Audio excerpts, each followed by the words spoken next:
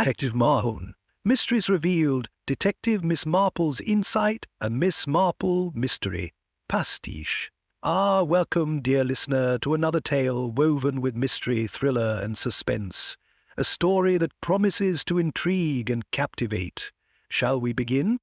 The bells of St. Mary's Hollow tolled a lazy morning chime, breaking the fragile silence that clung to the village.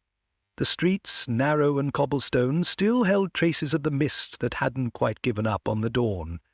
The air was damp and cool, the kind that soaked into your bones if you lingered too long. Clara, the young maid, was already out of the small house she shared with the other servants, trying her best not to spill the bucket of water she was carrying. The day had to start, and start early.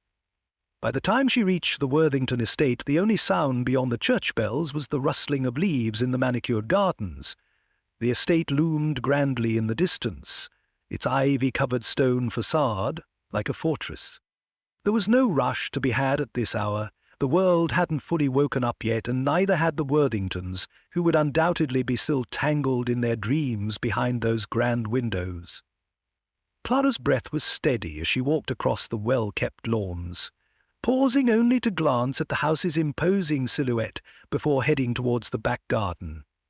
She could already hear the distant hum of birds, the routine sounds of the day about to begin. Yet there was something off, something she couldn't quite put her finger on.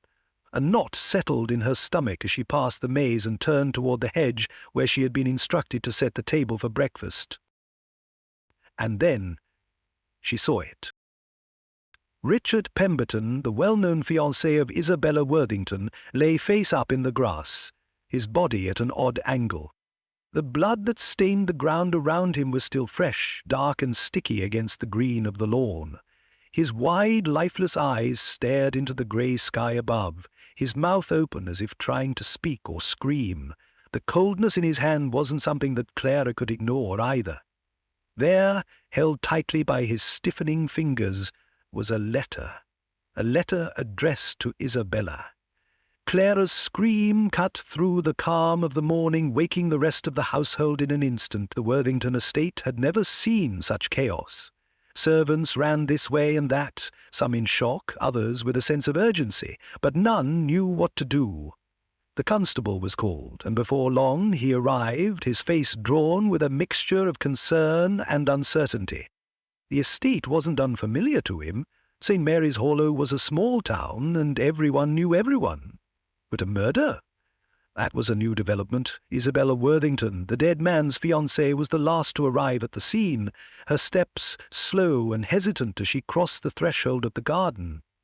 Her face was pale, her eyes glassy, as though she had already seen too much for one morning. She gazed down at the body, then looked away, her trembling hand clutching the delicate lace of her dress. The letter slipped from Richard's hand as she knelt beside him, her voice little more than a whisper. I didn't do it, she muttered, as though trying to convince herself as much as anyone else.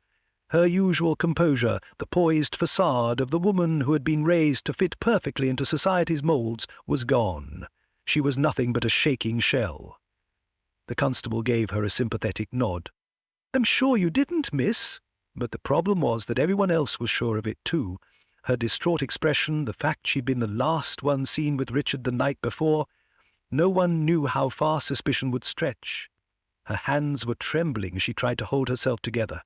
Miss Jane Marple arrived later, quietly stepping through the garden gate with the calm grace of someone who had witnessed 1,000 mornings in this village. She wasn't a stranger to St. Mary's Hollow, and her reputation as an unassuming yet astute observer had preceded her.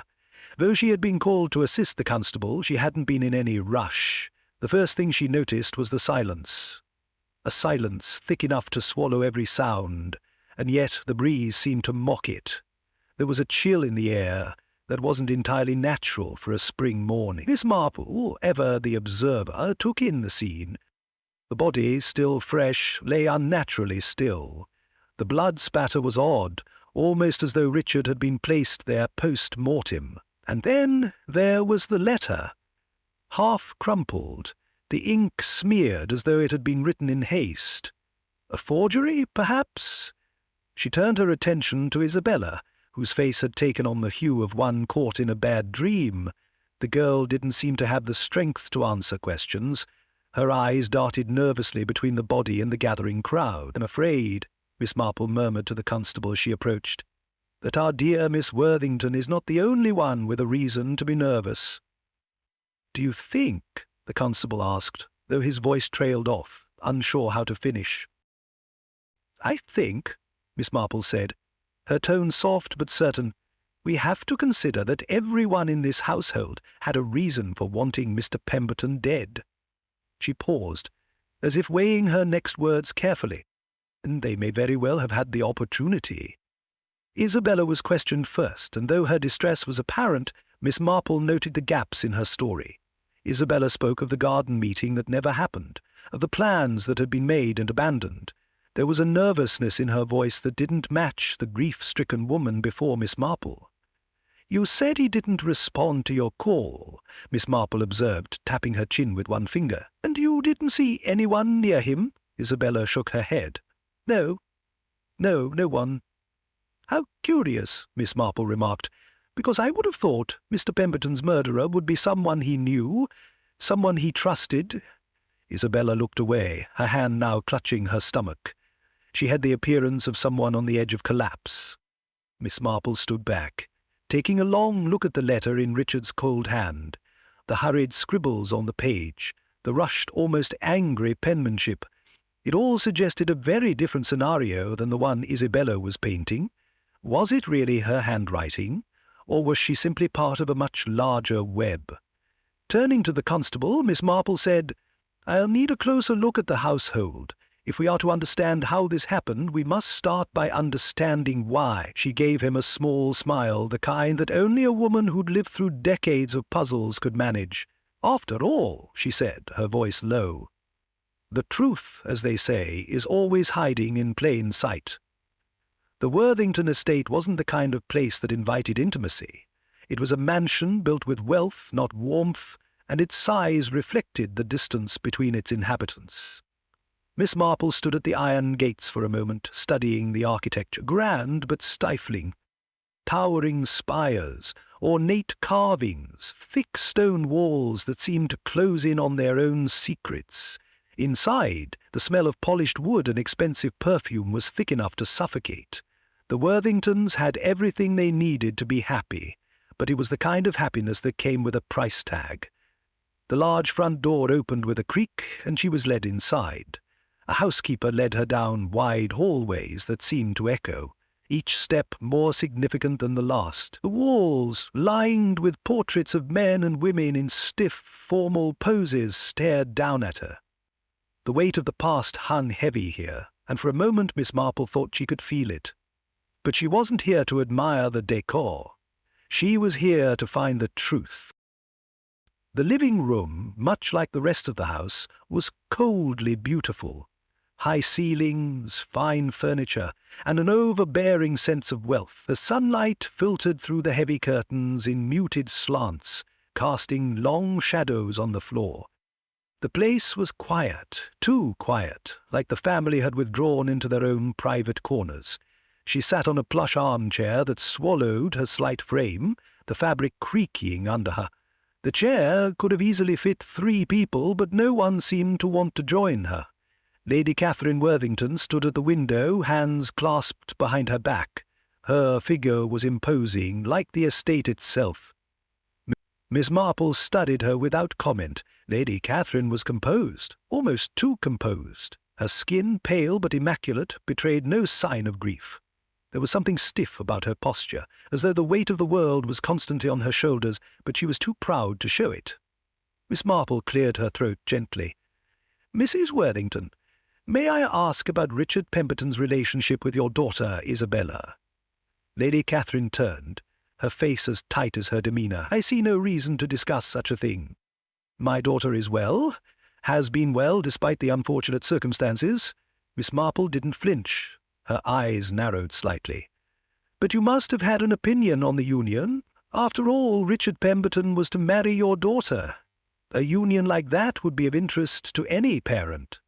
The faintest flicker of defensiveness crossed Lady Catherine's features. I never questioned Isabella's judgment, but Richard, well, he wasn't quite what I expected for her. She let the words hang in the air like smoke, heavy with implication. Miss Marple didn't press further. She allowed the silence to linger, letting Lady Catherine stew in it. Her instinct told her that Lady Catherine's coldness was more than just grief. It was the distance of someone with something to hide. But that, of course, could wait. The door opened again, and Gerald Worthington entered, his presence immediately unsettling. He was a tall man, dressed in a suit that looked a little too tight, his hair combed neatly, but with a few rebellious strands breaking free. Gerald wasn't a stranger to wealth, but his posture suggested discomfort with it. His eyes were darting around the room, avoiding eye contact as though something, or someone, was just out of reach. "Miss Marple," he greeted, his voice too high for the size of the room, as if trying to fill the space with something more than just words. I'm sorry for the state of the house, but you know how it is. Things have been complicated lately." "Complicated?" Miss Marple repeated, letting the word bounce around like a stray ball. "In what way, Mr. Worthington?" Gerald shifted on his feet. He gave a nervous laugh, but it didn't quite reach his eyes. "Oh, you know, the usual, family matters. Isabella's upset, as she should be, and I've got my own problems to deal with."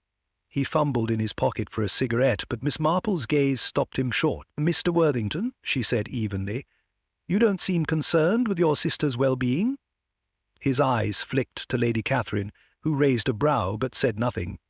Gerald straightened. "Of course I'm concerned, but there are things I need to take care of. Financial things, you understand." Miss Marple didn't need to ask. She could see it in his tight jaw and the way he avoided her gaze.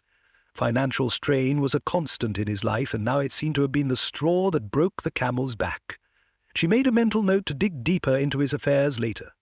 "Thank you, Mr. Worthington. I'm sure your sister appreciates your concern," Miss Marple said, her voice polite but cutting. Gerald nodded, and with a last lingering look at Lady Catherine, he exited the room. Moments later, Dr. Samuel Bennet walked in, his calm demeanour in stark contrast to the previous two. He had the look of a man who'd seen far too much in his line of work to be fazed by anything any more.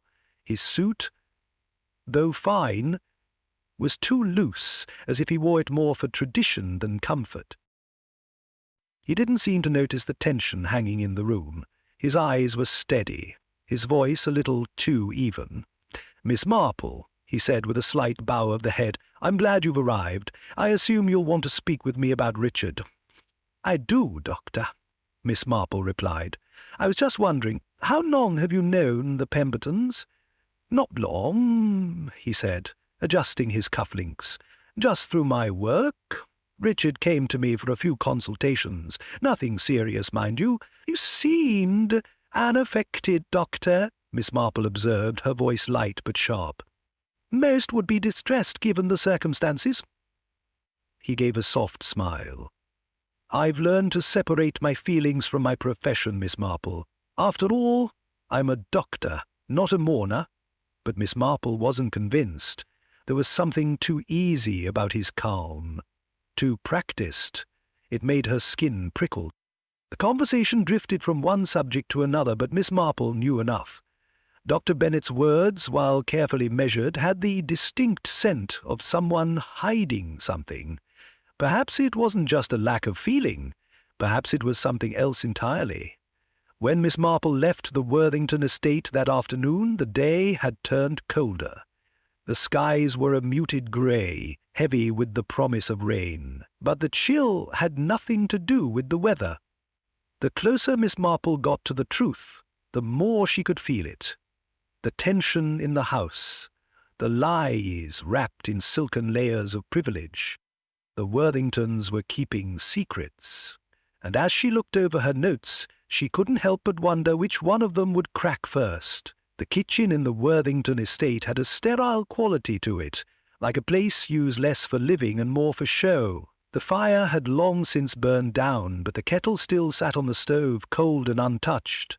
The stone floor, once warm from the heat, now seemed to add to the chill creeping into the bones of the household. Clara, the young maid, sat on the edge of a wooden chair, hands folded in her lap, eyes darting around like a bird, unsure if it should fly or freeze. Miss Marple stood by the doorway, hands clasped behind her back, observing. The girl was nervous, that much was obvious. But was it nerves from the weight of the situation, or something else? Something she wasn't saying? The constable had asked her the questions, of course, the routine questions about when she'd seen Richard last, whether anyone had been acting strange the night before. But Clara had said little. Too little. Her answers were vague, too clean, like someone reciting lines they'd rehearsed. "Tell me, Clara," Miss Marple said, her voice soft but probing. "What was your duty that evening?" The girl shifted uncomfortably. I had to prepare the dinner, ma'am. I was in the kitchen most of the evening." Miss Marple let the silence hang in the air for a beat too long, then spoke again. "And you didn't see anything strange, nothing unusual? No voices, no arguments?" Clara shook her head, but her lips quivered. "No, ma'am. I didn't hear anything. It was quiet, like usual. There was something in the way she said it. Like a door being shut too fast, too final. It didn't match the image of a large household with tension thick enough to suffocate anyone who was paying attention." Miss Marple took a step forward, leaning slightly on her cane as if to close the distance. It wasn't an intimidation tactic, but it certainly had the desired effect. Clara shifted in her seat, eyes flicking toward the door, as though wondering if she could escape through it without Miss Marple noticing. "Clara," Miss Marple said, her voice gentle but sharp like a needle in a haystack. "I'm sure you're familiar with the layout of the house, the garden too. Do you often hear noises from outside while you're in the kitchen?" The maid hesitated, the faintest flush creeping into her cheeks. I wasn't outside, ma'am. I couldn't hear much." "But you could hear something if it were close enough," Miss Marple pressed. "Perhaps from the garden where Mr. Pemberton was found." Clara's breath hitched for a second, and Miss Marple caught the briefest glimpse of guilt flicker behind her eyes.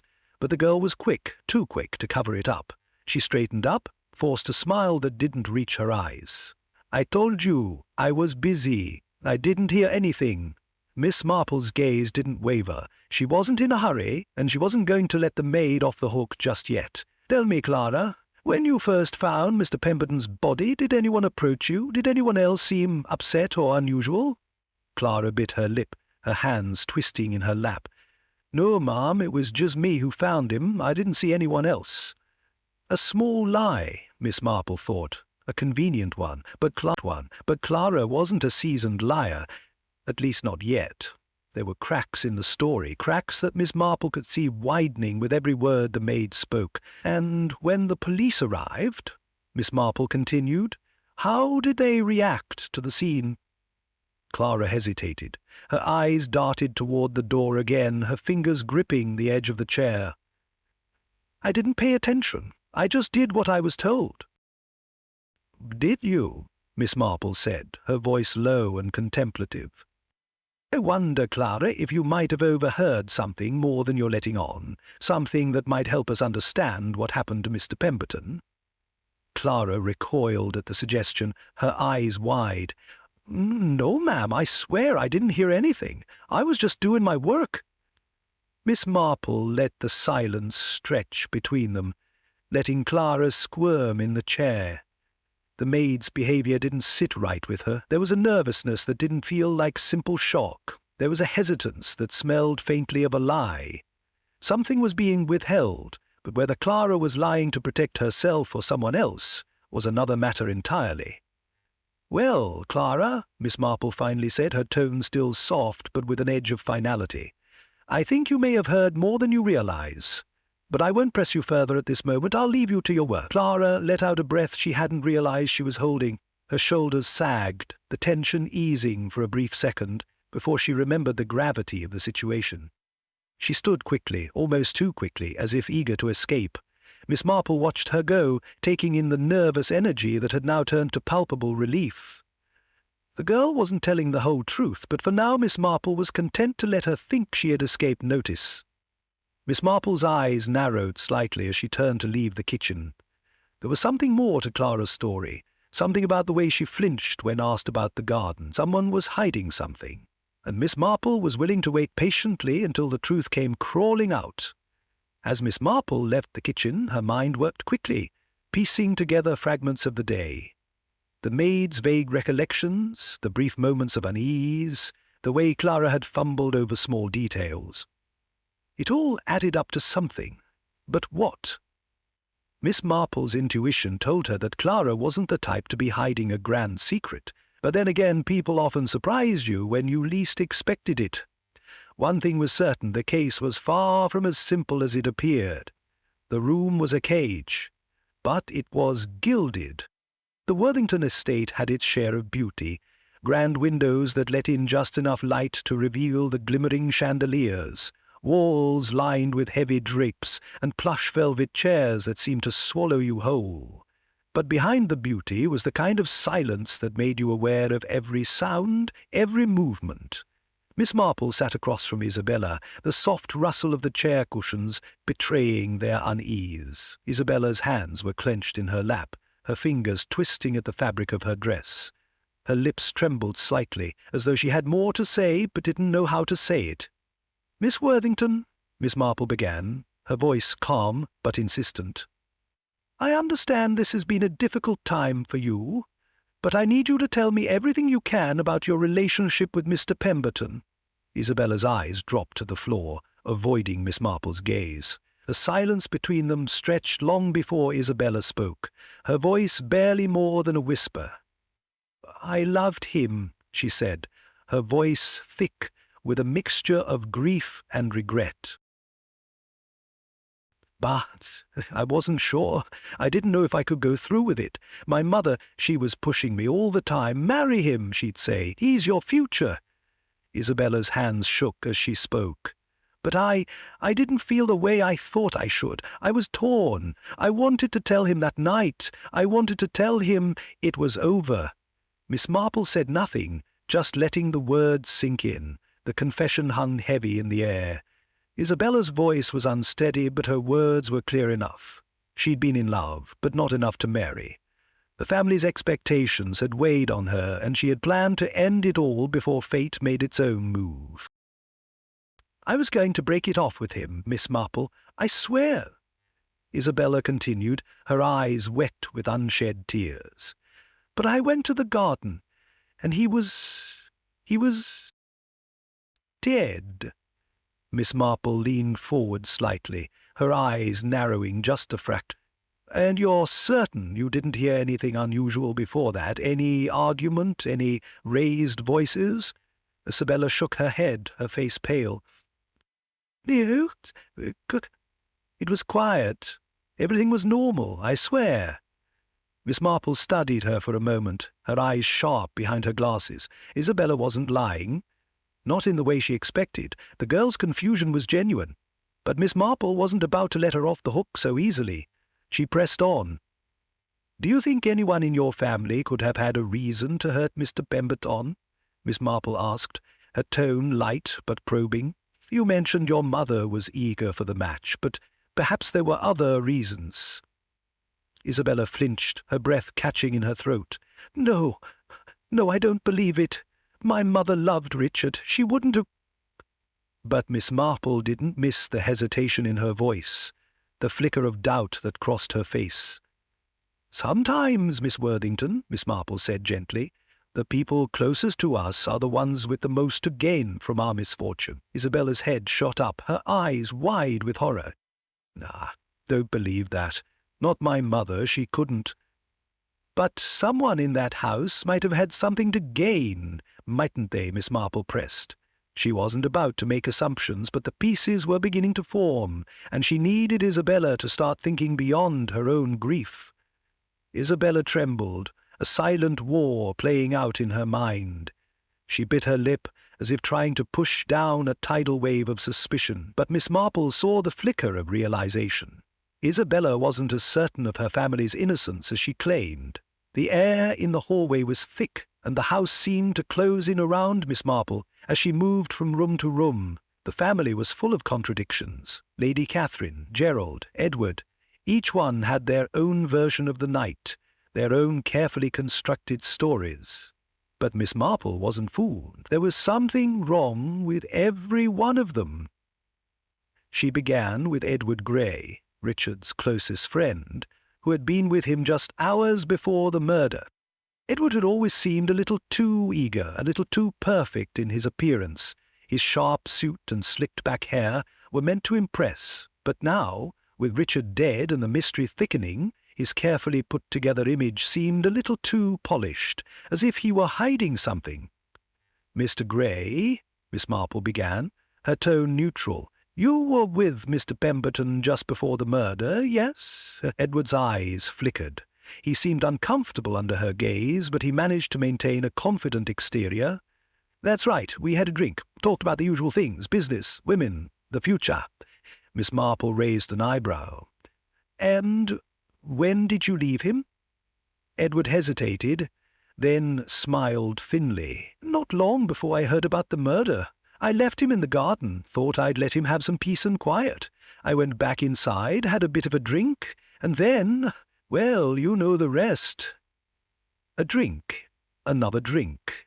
That was all Edward seemed to remember, but Miss Marple knew that drinks could blur memories. Too many people had learned that lesson the hard way. "And no one saw you after you left him?" Miss Marple asked, leaning forward. Edward's smile faltered. No, I don't think so. I don't know. I was alone." "And you didn't hear anything unusual?" Miss Marple continued. "No, not a thing," but his eyes darted around, avoiding her gaze.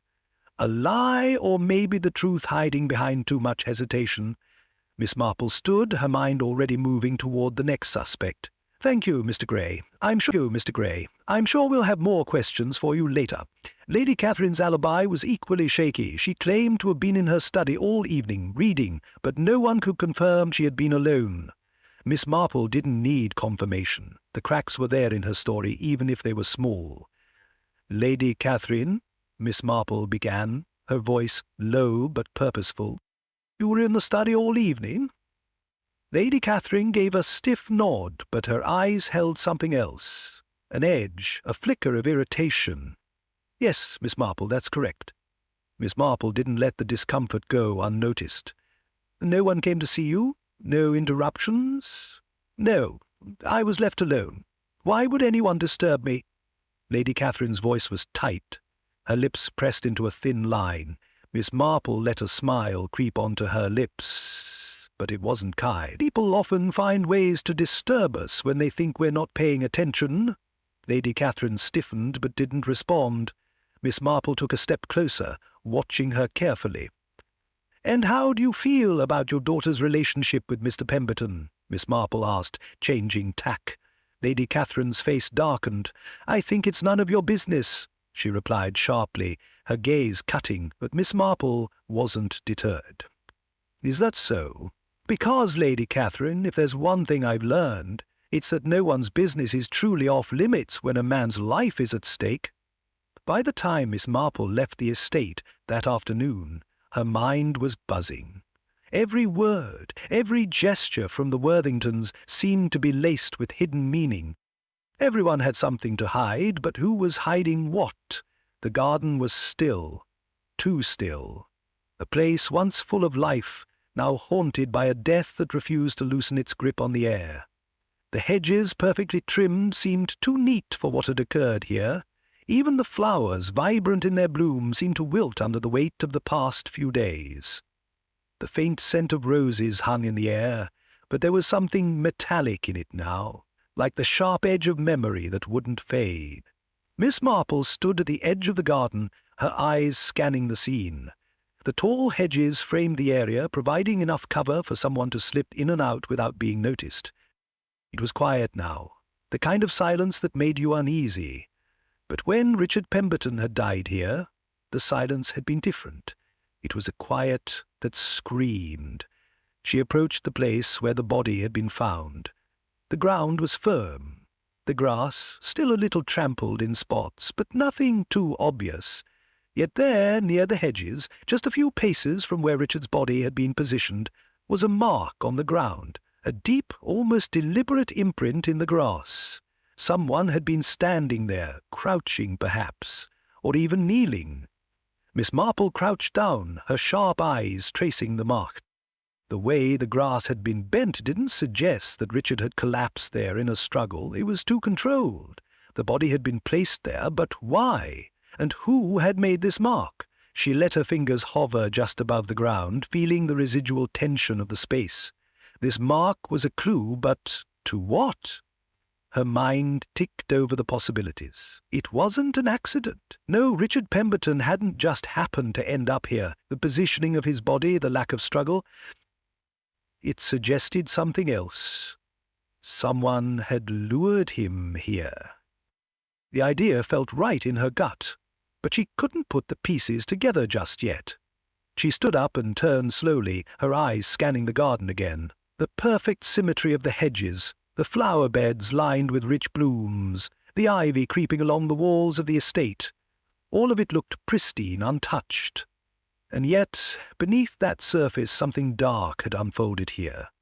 It wasn't just the murder, it was the deceit, the deliberate act of betrayal. Someone close to Richard had betrayed him, but who?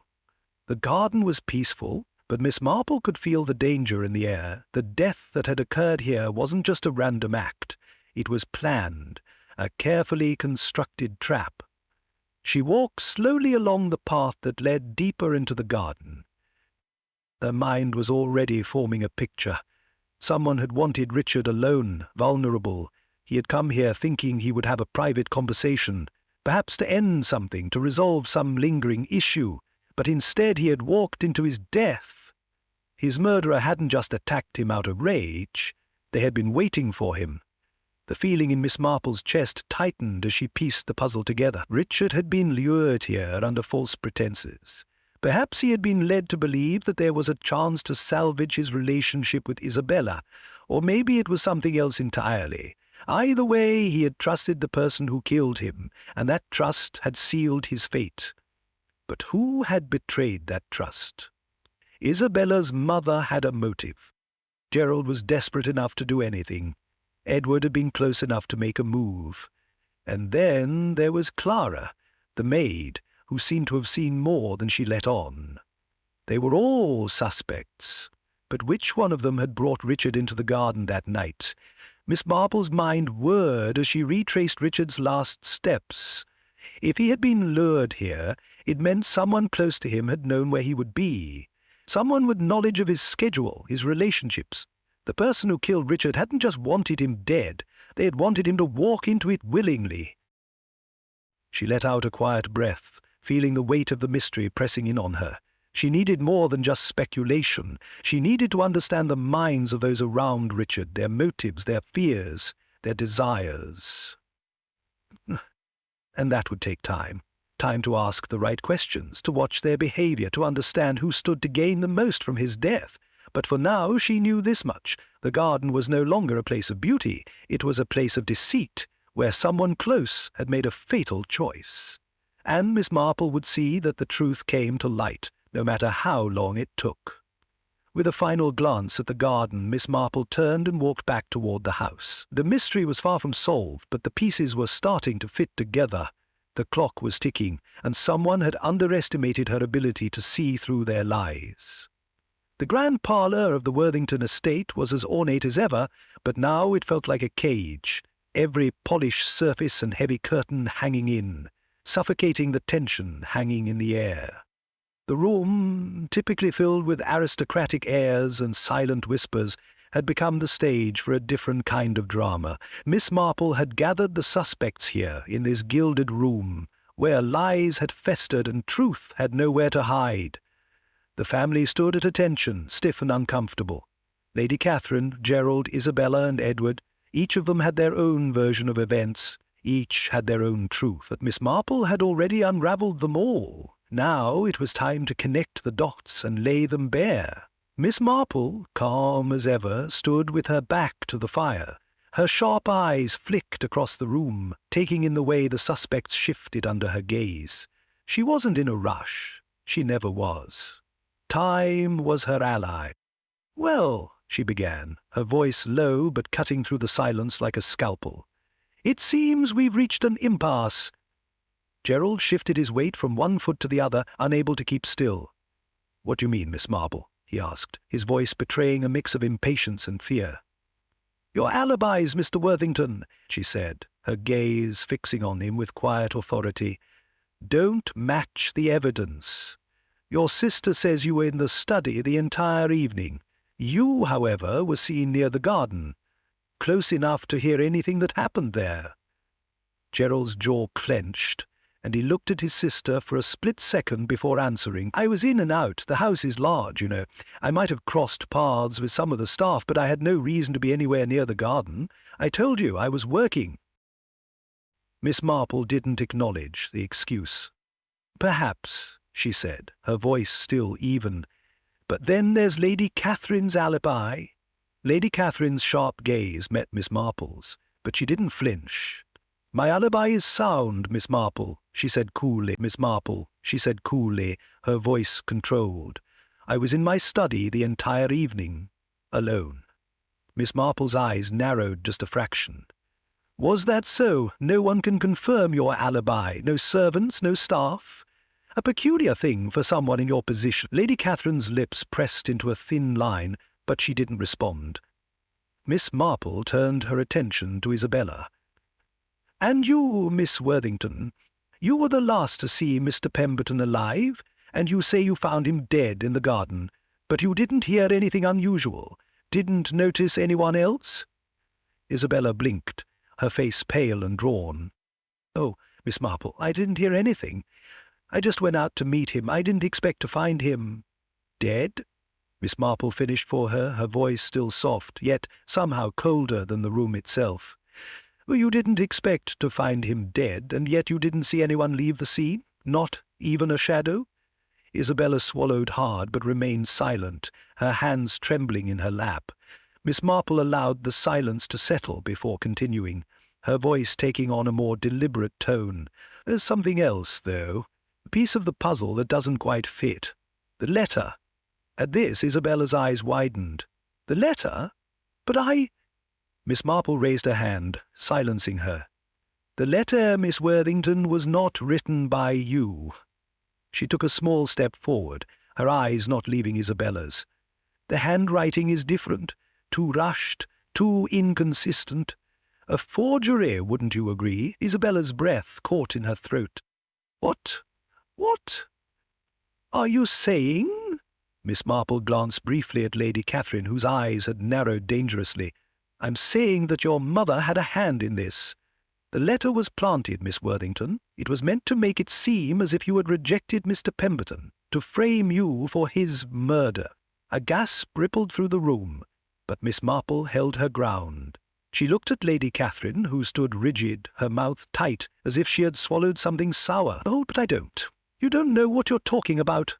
Lady Catherine finally spat, her voice thick with venom, but even as she said it, Miss Marple could see the cracks in her composure. The thin layer of control was slipping. "Oh, but I do," Miss Marple said, her voice now sharpened with certainty. "I know exactly what happened. Mr. Pemberton had a secret that could destroy everything you built. You, Lady Catherine, had him killed to keep your financial ruin from coming to light." Lady Catherine's face paled, her knuckles white, as she gripped the edge of the chair. "No," she whispered, her voice trembling. "No, that's not true." "It's true enough," Miss Marple said, her voice like ice. "Richard Pemberton had discovered your financial troubles, and he intended to expose them. You couldn't let that happen, not when everything was on the line. You needed him gone, and you needed someone to take the fall." Lady Catherine's eyes flicked to Gerald, then to Edward, but she couldn't escape the truth. "I didn't mean to. It wasn't supposed to go that far," she murmured, her voice cracking. "I didn't plan for him to die. I needed him to be quiet." "And so you staged the scene," Miss Marple said. You planted the letter, made it look like a crime of passion, and you left your daughter to take the blame. You used her to cover your tracks." Lady Catherine trembled. Her composure finally shattered. She dropped her head into her hands, her voice breaking as she whispered, "I couldn't let it all fall apart. I had no choice." Miss Marple remained silent for a moment, watching the woman who had orchestrated it all. The greed, the desperation, the betrayal. All of it had led them to this point. Lady Catherine Worthington had been willing to destroy her own daughter to save herself, but in the end she hadn't counted on Miss Marple. The game was up. The room remained still, save for the soft crackle of the fire in the corner. The truth had been laid bare, and the tension that had held the family together, however fragile, was now shattered. Miss Marple took a final look at the suspect. "I believe," she said, her voice calm as always, "that we can consider this case closed." And with that, the Worthington estate's secrets were no longer hidden in the shadows. The Worthington estate had always been a fortress of wealth and secrets, but now it felt like a mausoleum. The air inside the grand house was thick with tension, the kind that only came when everything was unraveling. The servants moved quietly, no longer with the buoyant energy that came from an estate accustomed to its own importance. Now there was only silence, punctuated by the occasional distant murmur of police officers doing their job. In the grand entryway, Lady Catherine stood still, her hands clasped in front of her, her face pale. She had once commanded this space, had once made it breathe with her presence. But now, with the weight of the truth pressing down on her, her stance was stiff, diminished. Miss Marple stood just a few steps away, watching. The officers had already arrived, had already read Lady Catherine her rights. The confession had come quietly, almost as if she had been waiting for someone to ask. The truth had been far too heavy for her to carry alone. "Lady Catherine Worthington," the constable said, his voice formal but lacking the conviction of one who had ever questioned the might of the family, "you are under arrest for the murder of Richard Pemberton." Lady Catherine didn't flinch. She simply nodded, her eyes too tired to be defiant. The pride that had once been so apparent in her posture had drained away. The wealth, the control. It had all been an illusion, gone in an instant. Isabella stood off to the side, her eyes red but dry. The relief was there, yes, but it didn't wash away the stain on her name. She had been cleared of all charges, but the whispers would follow her wherever she went. The family name had been tainted, and with it so had hers. I didn't mean for this to happen," Lady Catherine whispered, her voice trembling. She looked toward her daughter, but there was no anger in her eyes, only exhaustion. "I did what I thought I had to do." Miss Marple couldn't help but feel the weight of it. Lady Catherine's choice had been one of desperation, but it had been a choice all the same, and now it had cost her everything. The carriages had left, and the house felt emptier somehow. Isabella was seated by the window in the drawing-room, staring out at the overgrown garden. Her fingers were clasped tightly in her lap, but she didn't seem to notice the way the light shifted across her hands.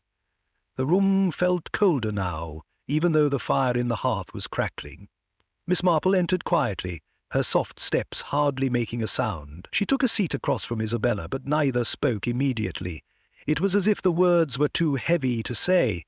The walls of the estate had once been a sanctuary, but now they only seemed to close in on Isabella. There was no comfort to be found here.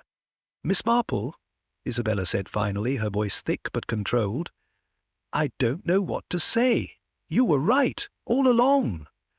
Miss Marple didn't respond immediately. She watched Isabella carefully. The girl was too composed, as if trying to hold herself together for fear of what would happen if she didn't.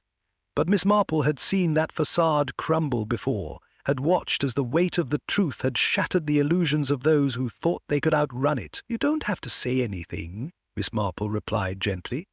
"It was never your burden to carry." Isabella looked at her then, the lines of her face softening just a little. "But it is my burden. It's my name, my family. I can't undo it." "You can't," Miss Marple agreed quietly. "But you can walk away from it." Isabella's brow furrowed, her eyes betraying a deeper confusion. "What do you mean?" Miss Marple's voice was steady but kind. You don't have to stay here. You don't have to live in the shadow of what's been done. You can make a new life for yourself. It's not an easy thing to do, but it's your choice now."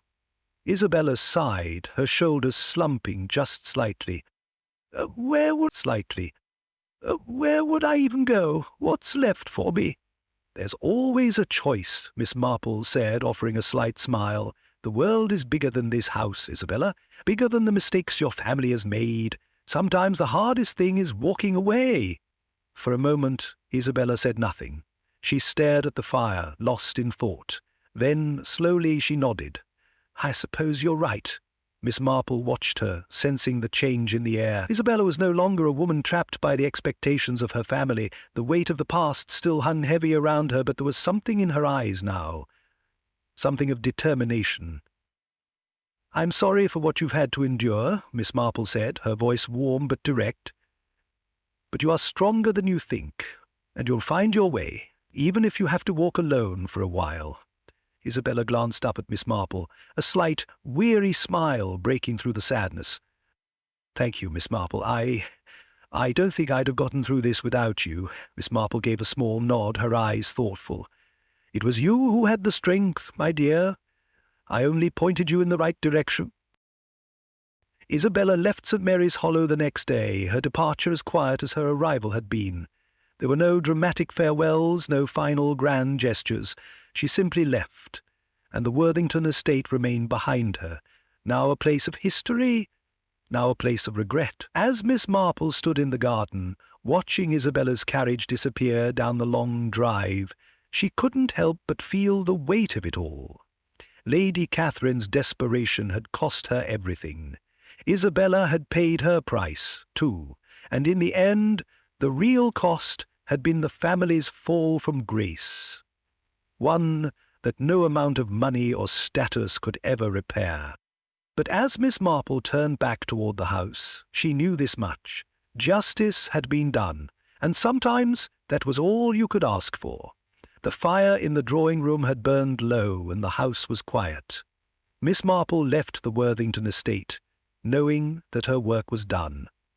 The Worthington estate stood in the distance, its sharp angles softened by the mist that hung low over St. Mary's Hollow. The heavy gates that once marked the boundaries of wealth and power now seemed an almost absurd reminder of a family undone. Lady Catherine's arrest had been swift, her confession hollow, though not without regret. The grand halls of the estate, which had once echoed with laughter and business deals, were now filled with police officers, their movements stark against the velvet-lined walls. The house had already begun its inevitable decline, the looming weight of scandal seeping into every corner. For Isabella, the air would never be quite as thick with expectation again, freed from suspicion, but with a name no longer untarnished. Miss Marple watched the final movements of the house's once formidable occupants, her feet planted firmly on the cobblestone path leading away from the estate. Her coat was pulled tight, the chill in the air biting at her skin. The case had concluded. Lady Catherine, with her desperate ploys, was behind bars. The truth had been laid bare, but it didn't feel like victory. The Worthington family had paid its price. The house would stand, but it would never be the same. The money, the status, the glittering facade of the 1920s elite had been brought low by the simple truth of betrayal. The true cost of justice wasn't the cold satisfaction of seeing the guilty punished, it was the lives left in ruins, the pieces scattered beyond repair. Miss Marple took a steadying breath as she passed through the gates of the estate, her eyes catching the last glimpse of Lady Catherine, now mere shadow, driven away to the heavy finality of prison. The village was quiet now, its streets empty, as if the affair had left it drained of all its energy. No one had seen the truth quite like she had. The secrets, carefully buried for so long, had been neatly unearthed, but the price had been steep. "Not much to show for it, is there?" Miss Marple murmured to herself as she walked down the narrow cobbled streets, her footsteps echoing in the stillness. Justice had been done, but the cost The cost had been too great for some. She stopped for a moment to look out across the village, her eyes scanning the church spire in the distance, standing tall above the roofs. The serenity of the scene, quaint untouched by time, belied the storm that had passed through it. But then again, storms didn't always leave traces you could see. Miss Marple's thoughts turned back to the family. The past few days had peeled away the illusion that had held Lady Catherine's world together. The arrogance of wealth had been its own undoing. The truth was simpler than anyone had expected. Desperation had driven the crime. A mother's fear of losing everything had clouded her judgment. She had lured Richard to his death with the hope of preserving a reputation, but in doing so she had sealed the fate of a family that had stood for generations. Isabella had been caught in the middle, lost in a game played by others. She had been misused, manipulated into a role she neither wanted nor deserved. Miss Marple had seen the truth of that, despite the girl's attempt to cling to the remnants of her broken world. As the carriage carrying Lady Catherine pulled away, Isabella had lingered on the doorstep, her figure small and fragile against the grand backdrop of the estate. Her head had been held high, though her heart had been torn. She'll recover, Miss Marple thought to herself, though she couldn't shake the image of the young woman's eyes, empty and full at the same time, as though she had been carrying a weight no one could truly understand. But it will take time. Miss Marple continued down the path, the village behind her now fading into the distance. She reached the crossroads where she had once entered, and for a moment she hesitated. The road ahead seemed no clearer than it had when she first arrived. The case had been wrapped up neatly, but it had come at a price paid in shattered families, lost reputations, and a life that would never be the same. Her footsteps slowed, the weight of the conclusion heavy on her shoulders. Her usual sense of satisfaction at having solved the case, at having brought justice to light, was muted. There was something about the way Lady Catherine had broken that made Miss Marple pause. How much had she truly destroyed in her attempt to preserve what was left? It was one thing to uncover the truth, but quite another to face the wreckage left behind. Reputation, Miss Marple murmured softly to herself, as if the word tasted strange on her tongue. It's a fragile thing, isn't it? More fragile than most people realize. And yet that was what it came down to, wasn't it? For all their wealth, all their fine clothes and grand estates, the Worthingtons had crumbled because of reputation. What it could buy, what it could destroy, the truth was never as pretty as the lies we told to protect ourselves. She reached the village edge, the boundary between St. Mary's Hollow and the world outside. The wind had picked up now, the air brisk and sharp against her face. Miss Marple paused for a final moment, as though considering something just beyond her reach. Then, with a final glance back toward the estate, Miss Marple turned and walked away, her back straight and her pace steady. The pieces had fallen into place, but it didn't feel like the end of the story. No, the story of St. Mary's Hollow wasn't finished. Not yet. There was always something lingering, something left unspoken. But as for the Worthingtons, Miss Marple had done all she could. Justice had been served, and that at least was something. As she walked further down the path, disappearing into the mist of the day, the quiet of St. Mary's Hollow settled in once more. The village would find its way back in its own time. It always did. But Miss Marple, she would move on to the next puzzle, the next story. There was always something, always someone who needed to be seen for what they truly were, and she would be there, patiently watching, waiting, because the truth had a way of revealing itself, whether we were ready for it or not. The case was closed. The world, though shaken, would continue spinning.